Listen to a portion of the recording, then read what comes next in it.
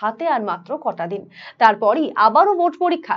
রায়গঞ্জ বিধানসভার উপনির্বাচন ময়দানে নেমে পড়েছেন সমস্ত রাজনৈতিক দলের প্রার্থীরা। দিন রাত এক করে চলছে প্রচার। বুধবার রায়গঞ্জ বিধানসভার অন্তর্গত 14 নম্বর কমলাবাড়ি গ্রাম পঞ্চায়েতের বিভিন্ন গ্রামে প্রচারে নামলেন বিজেপি প্রার্থী মানস কুমার ঘোষ। বিজেপি প্রার্থীর প্রচার ঘিরে ওই এলাকায় কর্মী সমর্থকরা বেশ উৎসাহিত। বাড়ি বাড়ি দোকানে দোকানে গিয়ে সাধারণ মানুষের কাছে ভোটের আবেদন জানাচ্ছেন বিজেপি প্রার্থী মানস কুমার ঘোষ। রায়গঞ্জ লোকসভা নির্বাচনে বড় ব্যবধানে জয়ী হয়েছেন বিজেপি প্রার্থী কার্তিক পাল।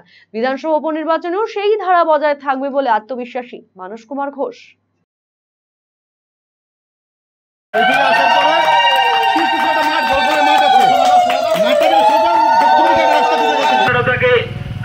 আশীর্বাদ করবেন দীর্ঘদিনের রাজনীতিবিদ প্রার্থনায় রায়গঞ্জের বিভিন্ন বন্ধু গ্রামের মানুষ কাজের বল আপনারা বাড়ির সামনে